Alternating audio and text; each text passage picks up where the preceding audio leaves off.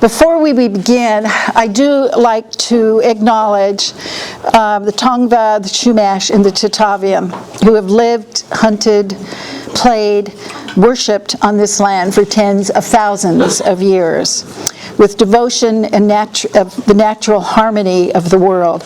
We thank you and honor your lives, and perhaps we still have much to learn from them. So we have a wonderful, hopefully you have agendas, they were at the front, but we begin this evening with Randy and as chair of our nominating committee. As chair of the nominating committee, we got you here under false pretense. You are now all allowed to vote. I know that seems strange in this day and age. So I'm going to give the slate, okay? Are you listening? President Donna Vaccarino. Vice President Randy Young. Recording Secretary Patrick Healy. Treasurer Harris Smith. Wherever he is. There he is. Then Director at Large Bob Sharka. Where are you? Thank you, Bob. Also, Anthea Raymond, is she here? No. Okay. And then Libby Motika, we know she's not here. Bill Bruns, Communication. Patrick Healy, Communication also. Yes. And President Emeritus Barbara Cohen. Are there any other nominations from the floor? Good. So, all those in favor of the slate I just said? All those opposed? The Politburo is now signed in. Thank you very much. May I say that the ayes have it because the eyes are always above the nose. Excellent. I tell you. Jackie Green. Okay. Thank you. Thank you. As your new incoming president, it's a great honor. And I don't know if all of you know, but there's a long lineage of great people who have been presidents of the Historical Society, 29 in all. I'm not going to list them all, but it was founded in 1972 with Katie LaHue, followed by Ethel Hayden. So maybe you know some of these people. They lived in and around Rustic Canyon as well. Betty Lou Young was president from 1977, of course Randy's mother, and again in 1997. And then Randy was president, so he really understands this process. So there's many, many more that I had the pleasure of serving with. Susan Ornstein was on our board, Lorraine Oceans, Chickie Jensen, June Payne, and Shirley Hagstrom, who is wonderful. She's not here today, but always helps us with protocol and ways and means, which is so important. Eric Dugdale is here, and I want to thank Eric. He's actually our longest serving president, so thank you so much. He served from 2009 to 2011, so that's kind of wonderful. And then followed by Barbara Cohen, and I just want to give her a round of applause because she is a long-standing member of our community, has served on many boards, No Oil, the Design Council, the Community Council, and Design Review Board, and the Pacific Palisades Historical Society, among many, many others. So a round of applause for her. She will be our President Emeritus, and so we will stay in close communication with her. We will continue our mission. As you know, we are a 501c3, so all of your contributions towards us are tax deductible, still, we hope, for a while. So we work for the advancements of education, documentation of historical objects and buildings relating to Pacific Palisades and the original Rancho Boca de Santa Monica, the historic legacy and memory of our community. So it's something we treasure, and I assume all of you do as well. Otherwise, you wouldn't be here. So that's nice.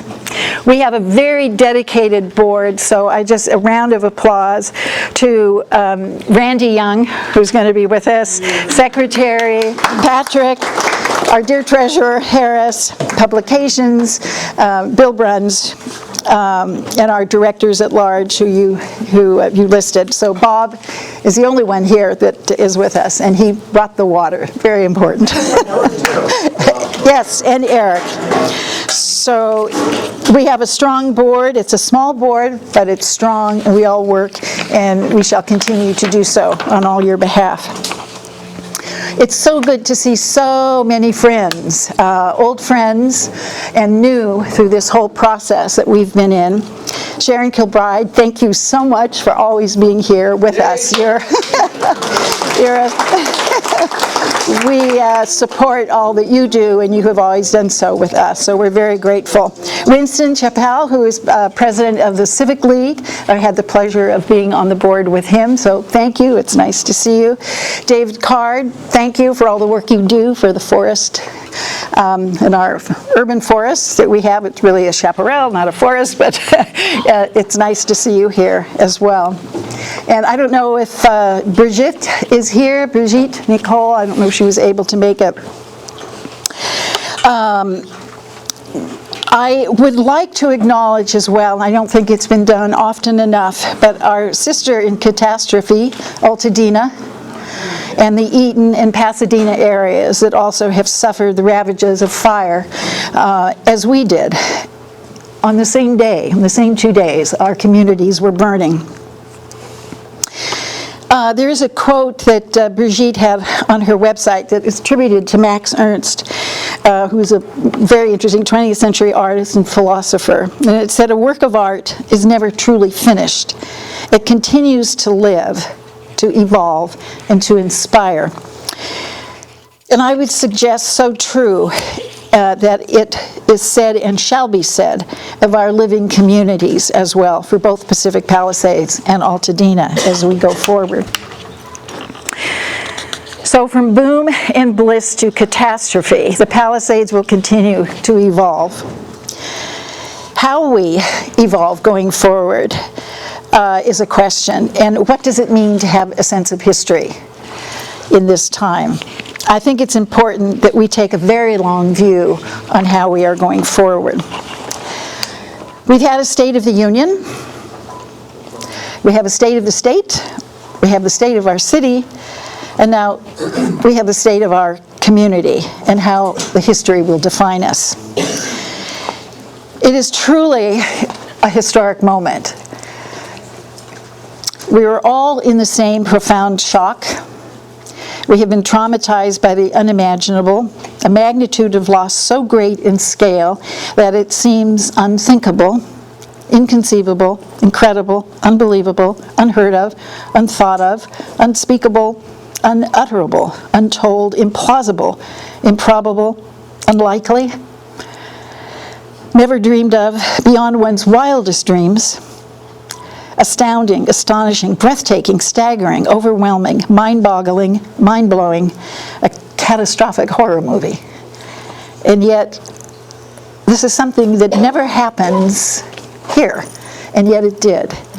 But we shall prevail. No matter how bad it is, we shall prevail. So, our master of the buttons here, if you can proceed. There's a few slides I would like to take us in that is sort of food for thought. I know you all know this image. It's a very early one of the Palisades. And Randy, take a, yes, that would help. So this is the area just about Temescal Canyon. The Marquez area, I believe, would be up on the bluff. So this is what we began with. So please. This was the founding day of establishing the Palisades. Please go ahead. This is what happened on the 7th. Now, it looks like a National Geographic yellow square, but I don't know why this was a screenshot that I took, but it's a phenomenal moment. Can we move again? We have a new urban forest that sprouted among our commercial area. Please, forward. This is some of the hillside construction that is yet to be removed, that the Army Corps of Engineers are going to have to find out how we do that. All of these things, I'm sure you visited your site, with the ash and the steel and the plastics, everything has a different melting rate, but steel is very high. Tom, you could probably tell us the numbers, but steel melts at around 2,700 degrees over an extended time. So what we experienced was really something remarkable and not quite normal. This is the LA Times this morning. You should all take a good read because finally people are asking, where is the plan? This is something that I personally in the Historical Society has been asking, what is the big plan? When I posed this question to Steve Soboroff at a Urban League meeting, after he had addressed the public saying that, you know, we're all building back, and I asked him, I said, okay, this is great, what's the plan? How do we do this? And he looked at me and he said, there is no plan. No, we don't need a plan. And we're building, we're not thinking, we're building. And I was so shocked, but I did remark that it was probably the stupidest comment I had ever heard, and that it was a true recipe for disaster. You said that to him? Yes, I did. Thank you. That was coming next. And I said, you know, there is a plan. We need a plan, and we need to all address it as a totality, as a community. And he looked stunned. Next slide, please. This was also part of that article, and this is for Palisadians, I said, being briefed on toxic soil.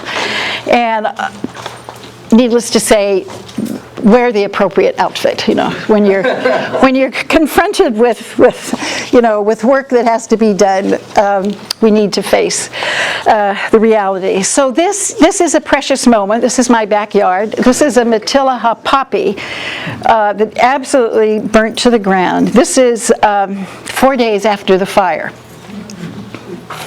Next slide, please. Yes, please. Here it is today, 3 months later.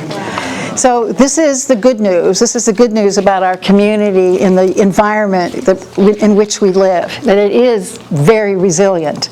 And it draws on deep roots that are in the ground that feeds these plants as a part of its natural habitat. So I think there's a lot of lessons to learn from that. Please. That's what they're magnificent. They really love the carbon that comes from the ash in the soil. They do quite well. I think you've noticed around the Palisades enormous bursts of mustard and wildflowers that are sprouting up. So even in the agony, there is the ecstasy of new growth. So please. Founder's Oak. Look at that. This is after the fire. It did very well. I too have an oak tree on my property and it survived. Next slide, please. Just another view of it. So while the ground was singed, the tree did extremely well. Next slide, please. And that, of course, is looking through to Theater Palisades, where just its steel frame, bent, is still standing, but the tree is. Of course, we know this building, business block. And next slide, please. This is after it was just completed. We have heard good news that the people that own the property are dedicated to preserving the building. So we hope that it's a long road, but there's enough of it standing that it can be regenerated and brought back to life. And if you try to speak up a bit, we can't hear you. Thank you. All right, thank you. We wish them the best, and of course we're here to help them in any way we can in giving them direction on historic notes and photographs. Please. This is the village green, so the tree will come back. What's quite amazing is that, of course, the trees are communicating underground and assisting one another. We know that from very interesting scientific work that has been done on tree communication and all the microphilia that's under the ground. So they are supporting one another.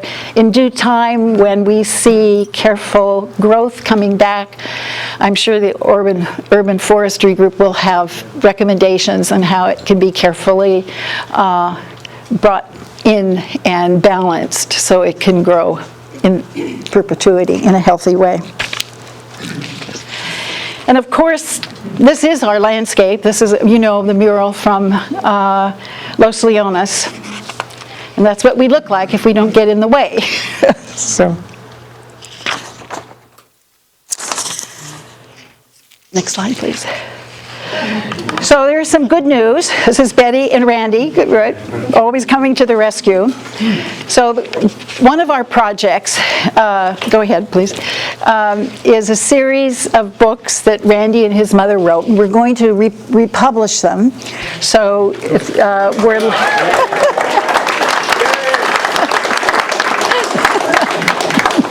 So we're really looking forward to that. Next slide, please. There's 3 of them. There's this. This was the first edition of From the Mountains to the Sea. Next slide, please. This was the second edition. Next, please. This is Street Names of Pacific Palisades, of course, which is very important. I looked on Amazon just this week, and you can buy it. It's there. $3,200. They'll ship it right out. One left in stock. And one more, please. Right, and this is the other. So there are 3 that are in the queue. Perhaps we'll join the Mountains to the Sea with street names. We'll see. We're investigating. But we will republish it. I think that it's an important, very important book to have in circulation. Next, please. Rustic Canyon. Yes, right. So currently, this is the issue of Sunset Magazine on the stands. This is a special edition. I don't know if all of you have seen it, but it is on the fire, and a great deal of it is on Pacific Palisades. So it is front and center in the city's mind. It's kind of an ominous cover, but it is worth looking at or buying. Okay, please. Thank you. Something very important, and the reason I have this, excuse me, I just want to get this little. I think it's really important that we all understand where we are. So this is the majority of Los Angeles. There's still a whole eastern part that is missing, but there's the 110, Santa Monica. And then we have this wee little place over here, which is us. I think what we learned from this is, one, we are surrounded by more than 65% of our space around us is open space, is chaparral. And we have all of these people that are going to come and want to see what has become of us, what has happened to us eventually. Part of a comprehensive strategic master plan is going to help us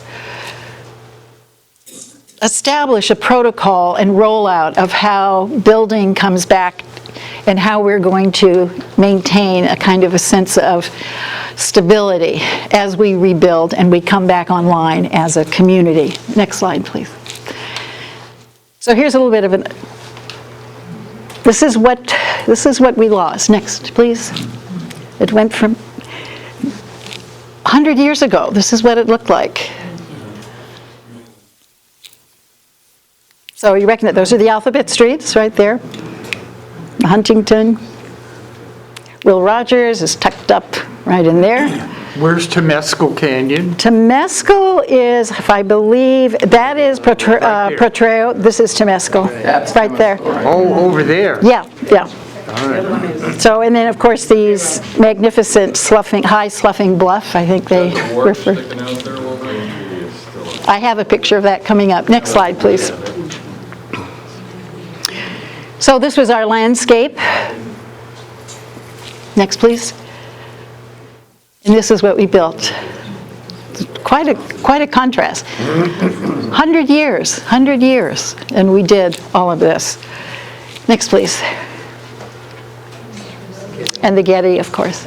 Next, please. So this is one of the early images of Via de la Paz and the Methodist congregation of beginning to understand the land that was in their hands and how it was going to evolve. There's a little sales office over here. Yes, that's it. Yes. That's Next. Gelson's. Next slide, please. Next slide. So there's the sales office. So right away, you know, here's the land. First thing that goes up is the sales office, right? Okay, next slide, please. Got to survey it. So this is important because these are, I want you to notice, this is the mule train that was used to grade our roads 100 years ago. Those are called, they use Fresnos and horse-drawn. Right. As the Marquez family who did most of the grading. Right. Next, please. So this is a mule camp, and so this notion that we can house perhaps some of the workers or process during rebuilding was done before. So this was housing for workers and the station camp for the mules that were used on all the grading and laying of. Next slide, please. There's the mule camp, another view of it looking back towards the east. Next, please. So this is, at the time, it was called Beverly, which is Sunset, and this is near Monument, so this would be the Caruso area. They are laying pipes. I don't think they're sewer pipes because they don't look big enough. So they must be water pipes, right? These are the same water pipes that are in the ground now, okay? So we're going to rebuild 6,800 homes or structures using the same, receiving the water from the pipes. I don't think so. Again, master planning, comprehensive master plan is going to look at the cadastrals of the city and start charting where these things now need to be replaced. They all need to be replaced, but what is the route? What is the easiest way? What is the best for building back for the community?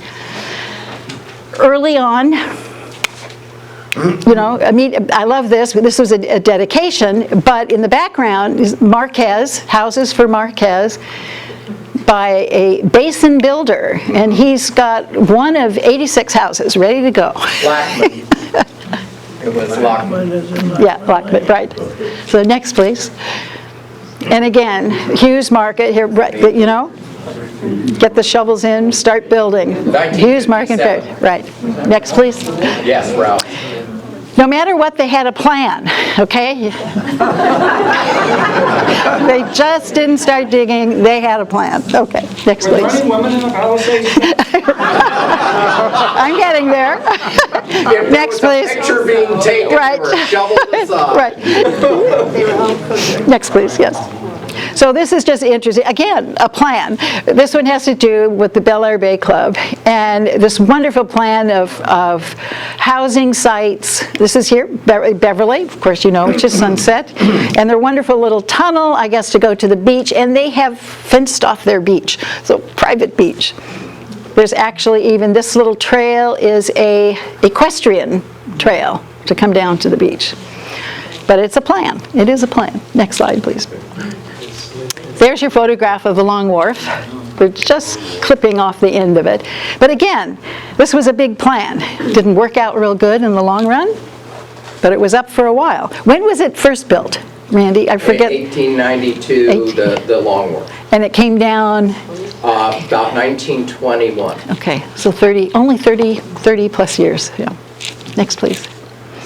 So here's an interesting, does anyone know what this building is?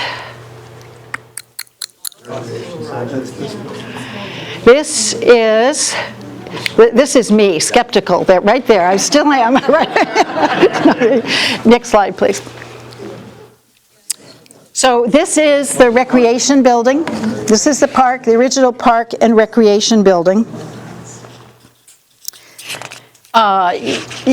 You see that it was modified in this kind of veranda roof structure was deleted at one point, and then we got these large sort of enlarged columns that were not a part of the original structure. But this is important because in a recent plan that was presented to the city, Steadfast LA, which is funded by Rick Caruso, showed a new park plan. And this building was not there. So that was of great concern to me because this plan shows the original park building as being removed or demolished.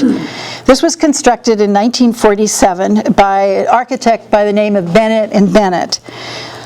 They were architects for the Beverly Hills Post Office, which is now the Wallace Center for Performing Arts, which is a nice example of what you can do with adaptive reuse. The building was the first civic structure built in the Palisades post-World War II.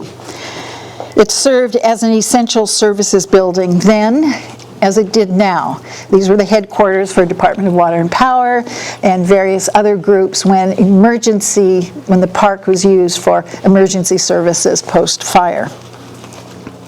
It's important to acknowledge that this building was one of the only historic buildings in the village that was not destroyed or suffered acute damage by the January fire.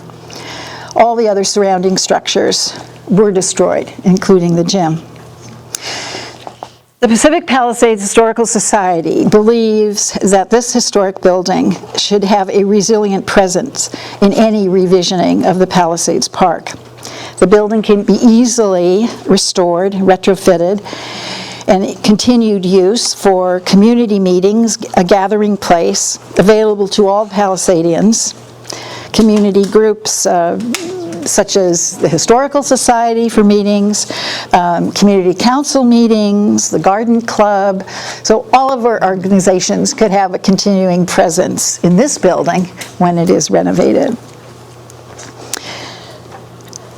I would hate to think that the plan that was presented at a public press meeting with the mayor would be taken seriously when so few people in the community were contacted. When the library was contacted or asked, they said, well, the library didn't approach us. So, you know, these sort of things. Our recovery in the Palisades is not about one building. It's not about one new sports rec center building. That's because the entire park is connected to the community, to Potrero Canyon, to Wolfberg Park, to Pacific Coast Highway, to the Pacific Ocean. It's because it's connected to our library, our schools, our places of worship, the entire village, the Chaparral Watershed, Temescal Canyon Gateway Park, our residential and community buildings, the Getty Villa, Sunset Boulevard, our roads and infrastructure, and the very, very historic legacy of the community. It's all connected and has to work together in a coherent redevelopment plan. Where is that plan? Good question.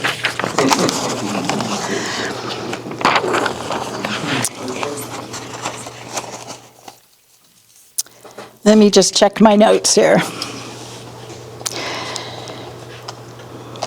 So our efforts here today, I think, as we go forward, is to support and request that we have a master planning process that is brought to the community where all community people are asked to participate. I know the Community Council is starting with a survey, and that's a very good beginning. But in a survey, if you've done this work, I'm a licensed architect, and I've done adaptive reuse and worked with other organizations other than the Palisades. Who designs the survey designs the outcome. So the voice, our voice, has to be in those questions, because we need a fair understanding of what our sentiments are and what our sense of history is with this. I can't tell you what that is. That is up to all of us to define. But we do need to come together and focus on a new specific plan So it is our collective voice that demonstrates that we will demand an equitable solution which guarantees a standard of living that is in harmony with the greater good of the community and which honors the extraordinary place we call Pacific Palisades. It's about understanding our sense of history and what that means. And so the Historical Society looks to all of you to help define that, please. There was a time when we all worked together. This is the American Women's Volunteer Association, please. Next slide. This is the Glamazons. I think many of you remember. Betty Lou, Shirley Hagstrom, and I'm blanking, wonderful Carol Leacock, and Norma Spack yes, and thanks, Bill. and Maria Bank. Perfect, thank you. These were the Glamazons, dressed for the occasion, right? They could lift up a shovel. They planted and weeded and built. They built Los Leones. Yes, so we have much to be grateful. That's when we come together, this is what we can accomplish. Next, please. And this is the environment that we inherited. So it's precious, and we need to respect it. Next, please. This is a photograph of the early Methodists. Kind of terrifying. It is. Why I have this is because they are looking at us. Yes. And in 100 years, there's going to be a group of people looking back and asking us what we did and how we did it, how we maintained the historic integrity of our town. Thank you. Betty Lou, she understood, and I would love to know what she thinks today. Next, please. Randy, these are your guys. This segues, and she did macro, I'm going to do micro. I'm going to talk about our world here. This is the uplifter symbol. It is a symbol of decadence during a time when those wonderful people who founded the Palisades, who were good Christians and didn't drink, their next door neighbors were really cool. Next slide. Yep. Good. Now, first, this forestry station that we're in the middle here in the 1890s was where they were, it was Abbot Kinney wanted to find out if we could have eucalyptus trees as our kind of state tree. And so this whole area here was one big science experiment. And so what happens is they built a wonderful building, and they had, of course it burned down. Everything in the Palisades burned down. That's a historical thing. And so actually where we are now is this area right here. That's where the building is. Okay, so next picture. And it didn't work out, and so the first group to go for the property was in 2021, and what happens is they purchased it thinking they were going to build their Valhalla, which was the Methodists, and they were going to do a Chautauqua. They found it was too small, so they purchased the whole flatlands, the 1,000 acres. The next group to come in who wanted this place, were the Uplifters, who purchased it so they could drink lots of alcohol without being bothered. And by the way, they always had a photographer and they had a cartoonist. You'll see a cartoon in the back, which was how they would portray themselves. And by the way, they were a tinge racist, so I apologize beforehand. Next. By the way, these are the shakers and movers of Los Angeles. It was the Bannings and the Chandlers. They were the shakers and movers. And you can see that they were showing, well, I always say the movie Chinatown was made about these people. Next. And they would all have this wonderful great brotherhood, and the trees were, they considered the trees sacred. And what they put on are these jinxes and hijinks. They put on plays and productions. And I talked to Hal Roach, which was one of the fine members of the Uplifters. I said, didn't you ever, notice the Methodists who were praying at the edge of the canyons for your soul? He said, no, we were too drunk. Next. Well, they had their clubhouse, and what happened was they would gathered for 1 year, and on Christmas evening, it burned down because somebody left on too many candles or something. So this structure burned down, and this is where the swimming pool is now, current spot of the swimming pool. So, next, they all kind of marched, and they all gathered and had a couple drinks and decided to rebuild the clubhouse, but use something a little less flammable called concrete. Next. So they raised money, they built a barbecue house where they could have, fire that wasn't out of control. And they also, if you notice in the corner, next, this was where they laid a cornerstone. We had about a year and a half ago, no, 2 years ago, we had a great unveiling of the time capsule. Some of you may have attended, which was totally exciting. We took all that King Tut treasure that was in there. It had completely rotted away, and there were these steel coins that had kind of amalgamated. Somebody said, oh, you could have the Getty restore that, and I went, so that's actually in the case over there. But they really thought, that this was going to be the beginning of something big. Next. Again, they cast, this whole building is cast concrete. And it is extraordinarily built. Dodd, one of his buildings was a city hall. So he knew how to make buildings that lasted. Next.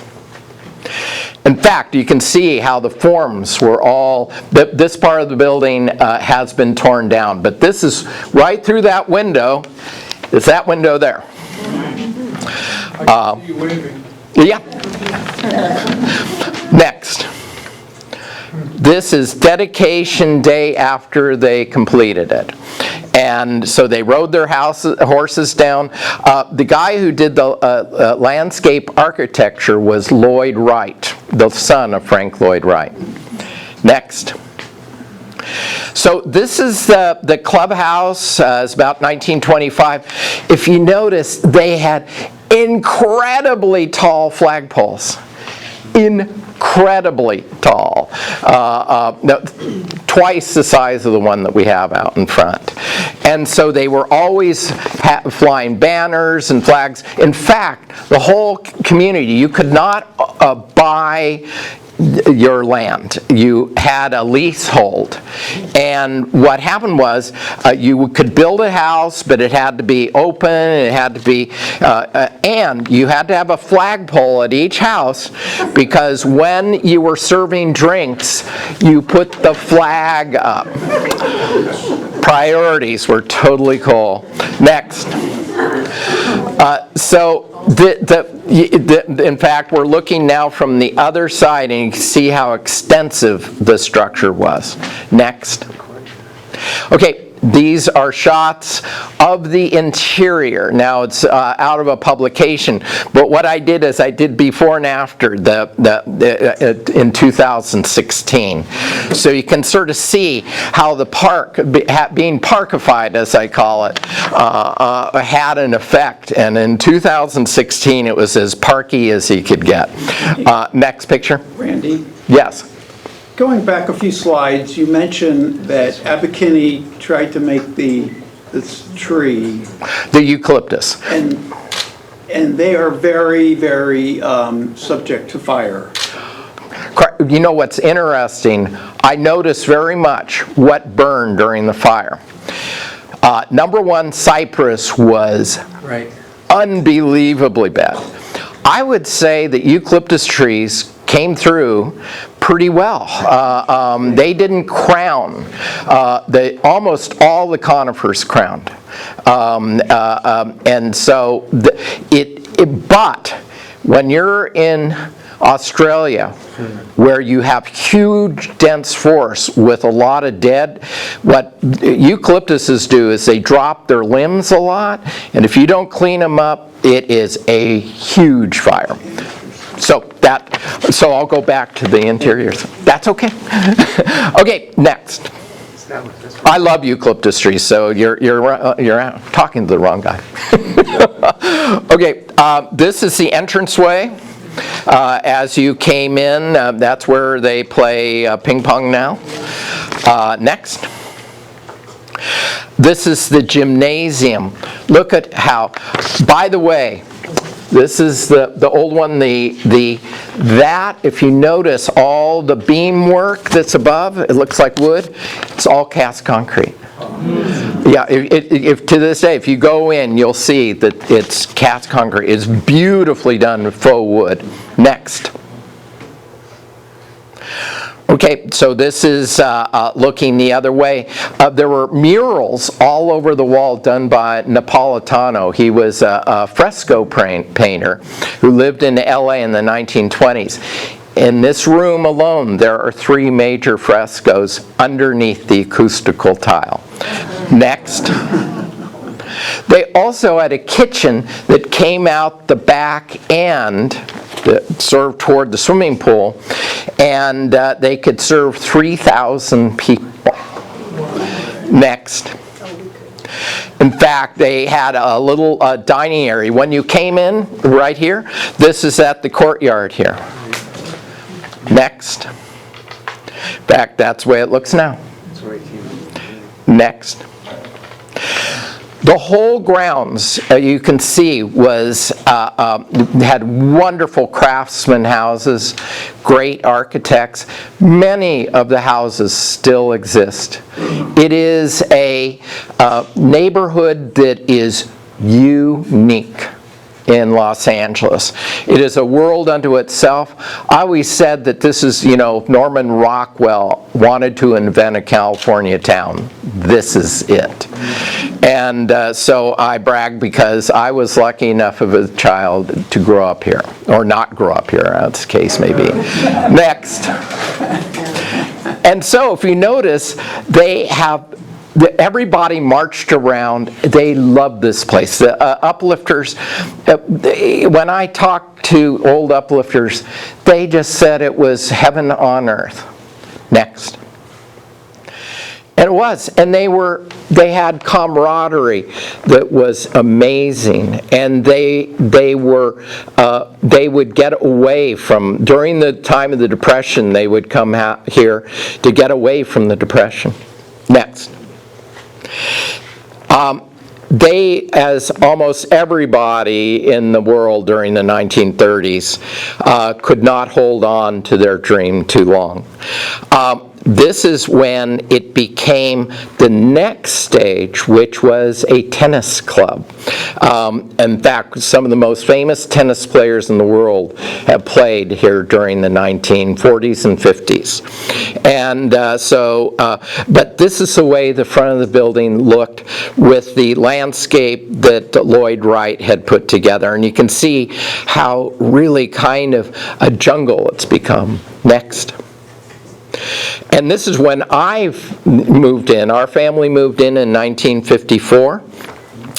And it had this swimming pool in the back, which Johnny Weissmuller used to be the one who'd be the lifeguard, which is sort of disconcerting. He was a terrible alcoholic and was fried all the time.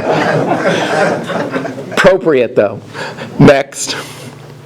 By the way, that's where the playground is down below. Next.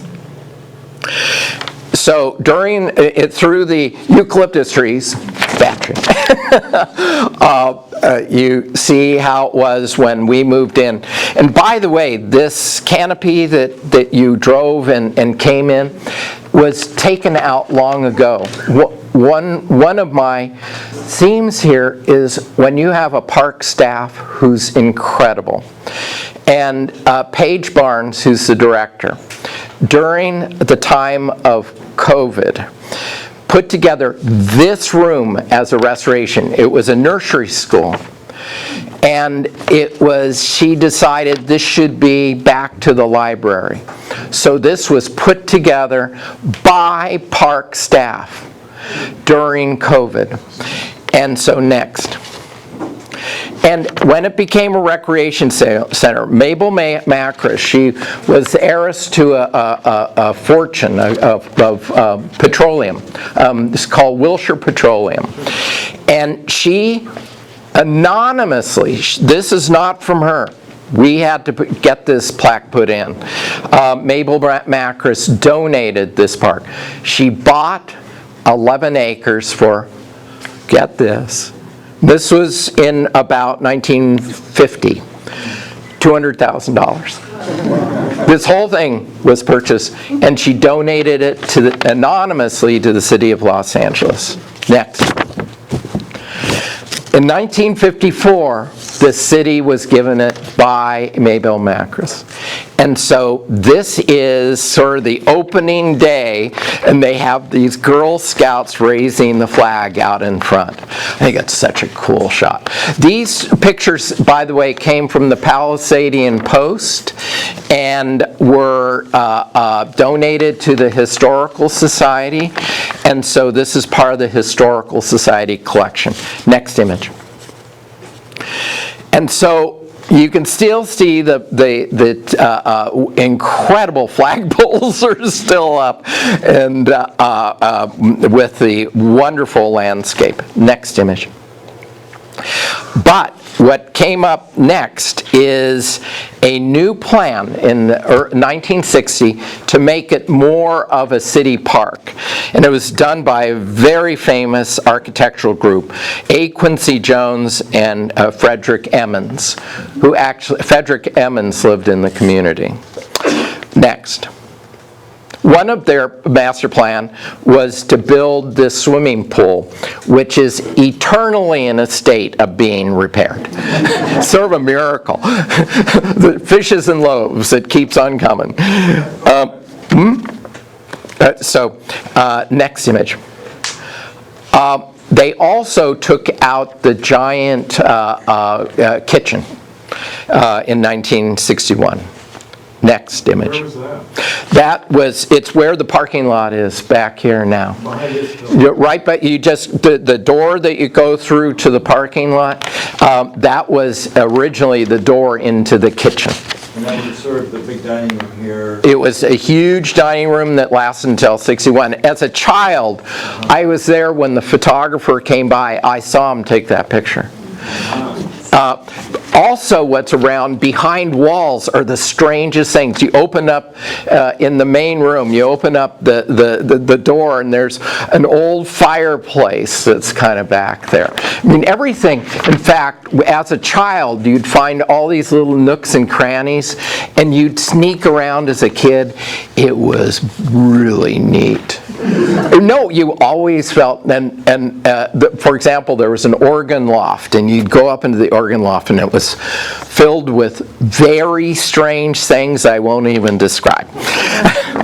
I'll make you think what it is. Next. So we decided that it was time to start restoring the place.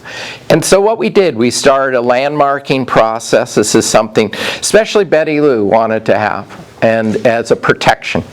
And so we landmarked the structure in 1999. Next image. The place was beginning to fall apart, and we started to try to raise money for it. By the way, I want you to notice how many layers of paint there is. This color becomes important. It's the lowest layer. Okay, next image.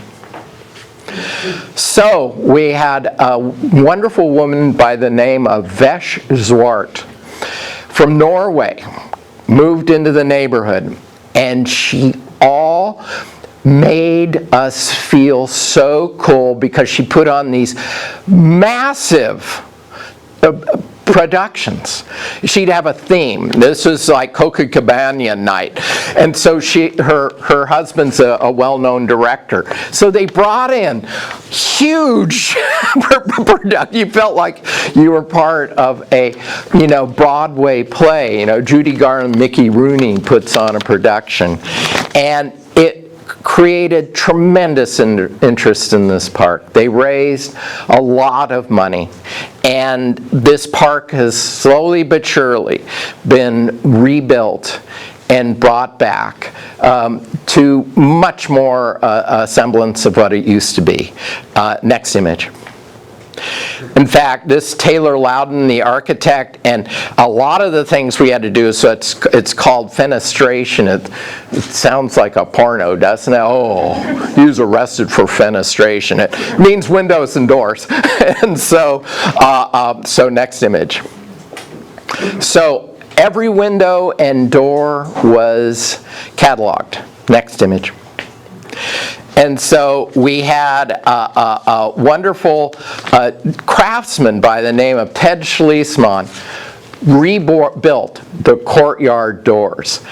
The wood alone was a fortune because it had to be clear, it had to be well seasoned. So when you look at those blue doors in the courtyard, next image. We went by these original plans. Next image. And so all of this brought interest of people who were a part of it. This is the Newman kids right here, and Tom and David. But what happened was we had an incredible park director. The park directors really are an incredible influence on the community. And this man, his name was Wayne Graves. And he led everybody. He was the example of what we've wanted, who really led this community. He was the head of the heart of our community. Next image. And so he set up all these games and everything. Next image. And he became this hero. And that's what I think parks should be. That's why I think parks and their design and support from the community is all important. Next image. So I end with this image, which there are several people in this room are in this photo. You're in it, Penny. I am? Yes. Where? And so this is, they had a day where they just said, we're going to give trophies out for the best pets. And so every damn kid in town grabbed their pet and came here. This picture really reminds me of my life and how important this place is. So I want you to know that today is my mother's birthday. So, in memory of Betty Lou and our efforts of preservation, we have a cake over here with pictures of my mom. She's 106. And I thank you all for coming. Also, I'm going to make a comment because there was a comment about the Rustic Canyon book. Okay. This was our first book. These suckers sell for like $2,000. It is kind of a sacred book, and if everything goes well with getting this done and sold, I'll think about rerunning this book. But thank you very, very, very much for coming.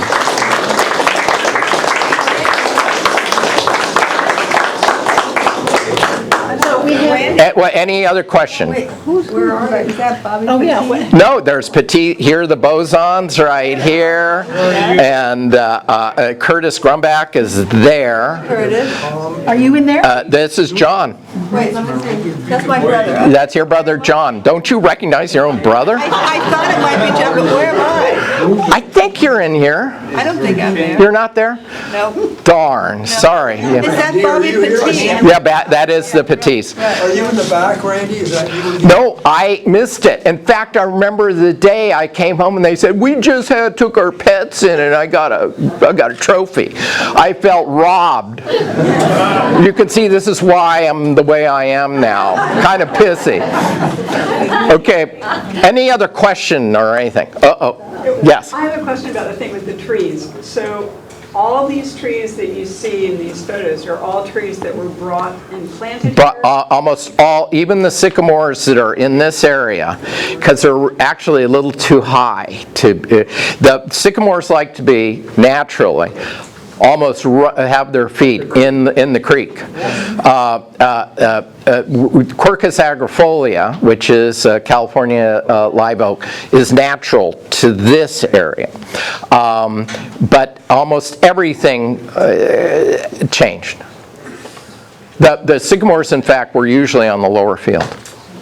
Okay? And yes, question. I have okay, so this is all really great. I love looking at the past, I love the history. How does the Historical Society see that Palisades 2 turns out to be something that the Historical Society and the people who are really into preservation succeed in this coming war? Because that's what I think is happening.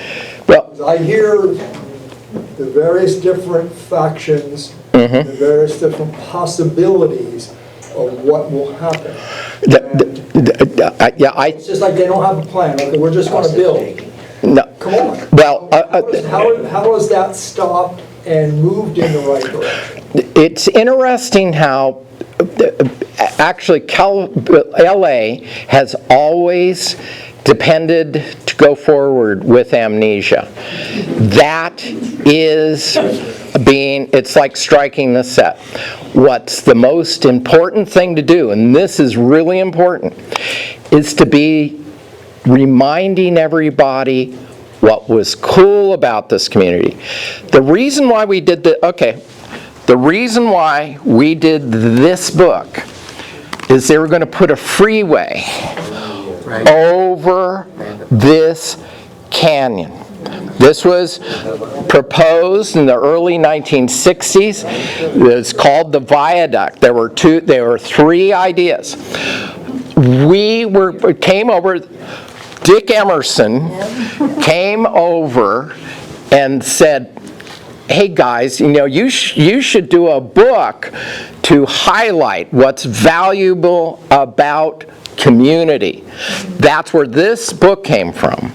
And we published it. Our family published it. Casa Vieja Press is a fully young project. And it worked. And the Palisades itself banded together and they organized. And we had great planners, Rubel Helgeson being one.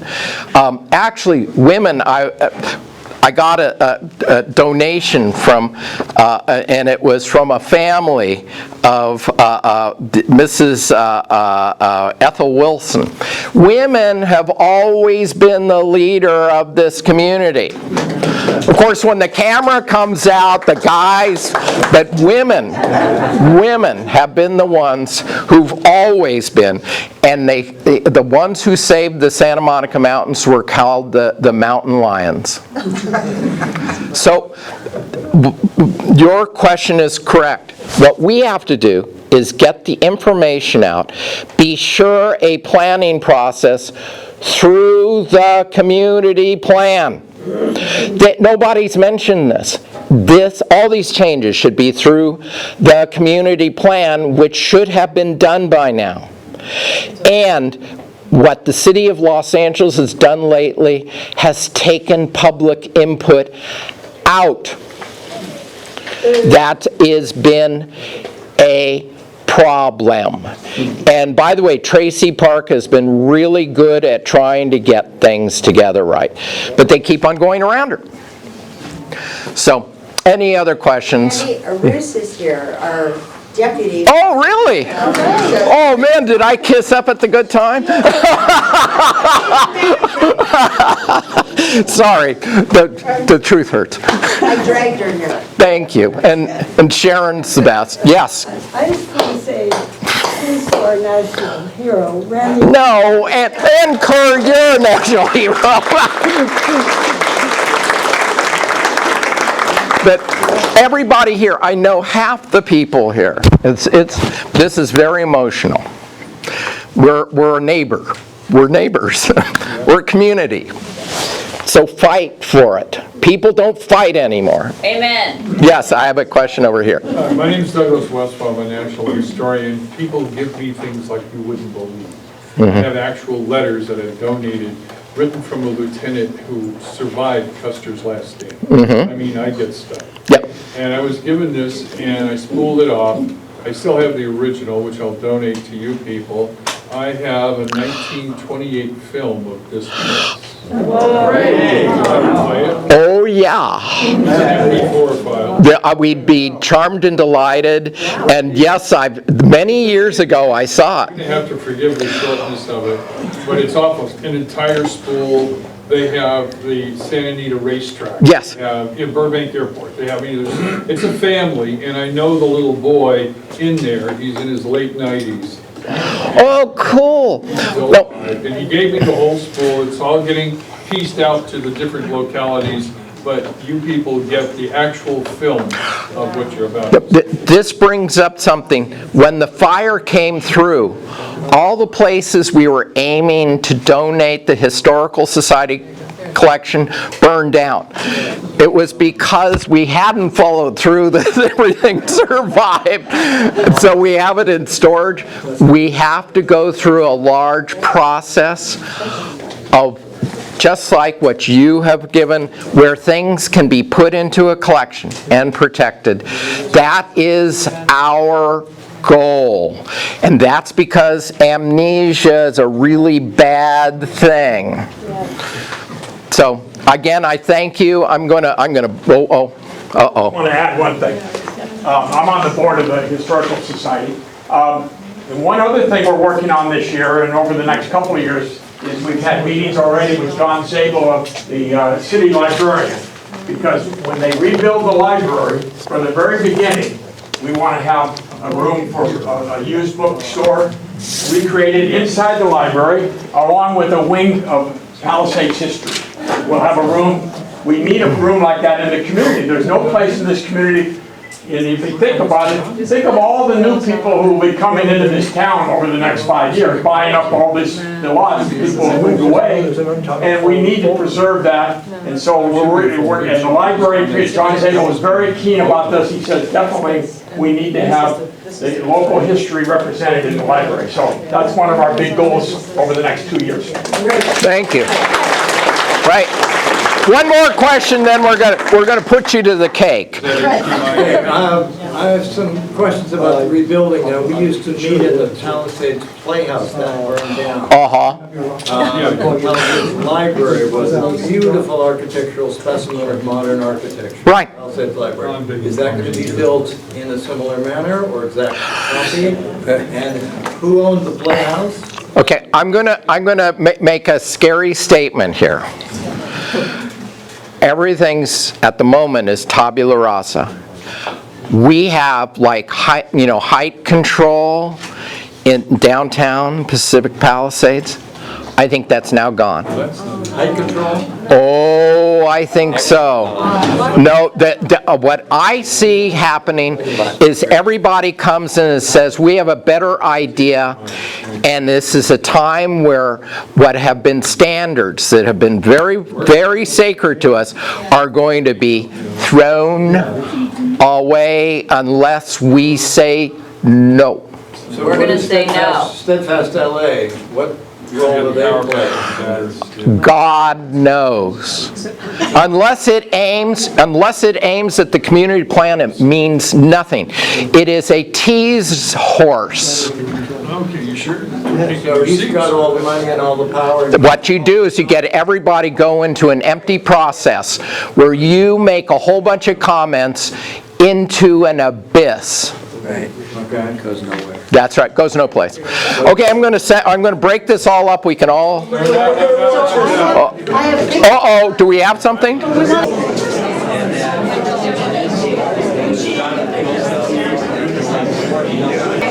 them up, Randy. 7, 9, 2, 3. 7, 9, 2, 3.